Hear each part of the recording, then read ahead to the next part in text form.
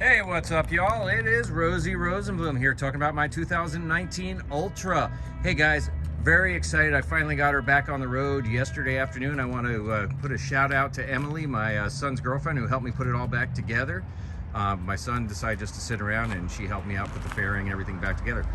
What am I talking about? Well, if you take a look, I've got some of the Paul Yaffe 10-inch meat hooks. That was a pretty major project. Running the wires through there, taking the entire front end of pace. If you guys have seen one of my previous videos, you can see what it looked like when it was apart. But I'll tell you right now, having ridden it just basically yesterday for about 15-20 minutes, today for about a half hour, the difference is phenomenal. I love the way it feels. I really love the way it looks. Definitely got me closer as far as my arms. I was thinking about doing the 12-inch. I decided to go with the 10-inch because I didn't want to lose that much control. So just kind of wanted to have something where I wasn't hanging off the bike as much as just raising my arm level and getting a little bit more comfort. So this was a big project. The entire front end of this has to come off. The inner fairing, the outer fairing, obviously the lights, everything basically kind of stripped down off of this guy. But if you take a look, a lot of cool stuff on the bars themselves. If you take a look underneath, you can kind of see where the wiring goes in, or barely see it at all. Notice all the wiring is now internal. There's no zip ties holding anything on to anything on the bars. Looks really good. All you have are the two cables. One of the things that I spent a lot of time with before I put it all back together was trying to find the right spot to put the bars as far as angle is concerned. It's really tough to do when you're sitting static somewhere. I did it with a buddy of mine, helped me out, held it up for me, and got it pretty much in the right spot. Because once you've tightened everything down, and I did use the Bagger Nation clamp on that, which really holds it in place. Once you get everything tightened down, you put it back together to go for a ride, you basically have to take it halfway apart again just to adjust it a little bit. So spend some time, make sure you get that in the right spot if you do this. Major pain in the rear end to do it.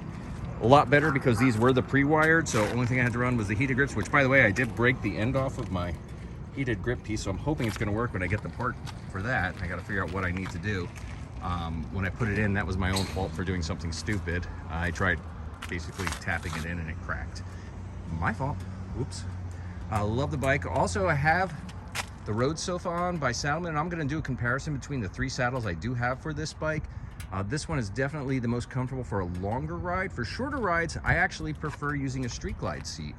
And it's kind of weird, right? You would think that you would get used to one, but on the short rides, I actually like the Street Glide seat a little better. It sinks me a little bit, about a ½ inch lower, maybe even an inch lower into the seat, and it pulls the seat forward a little bit. This gives me, on a longer ride, a lot more range. It actually gives me quite a bit of space.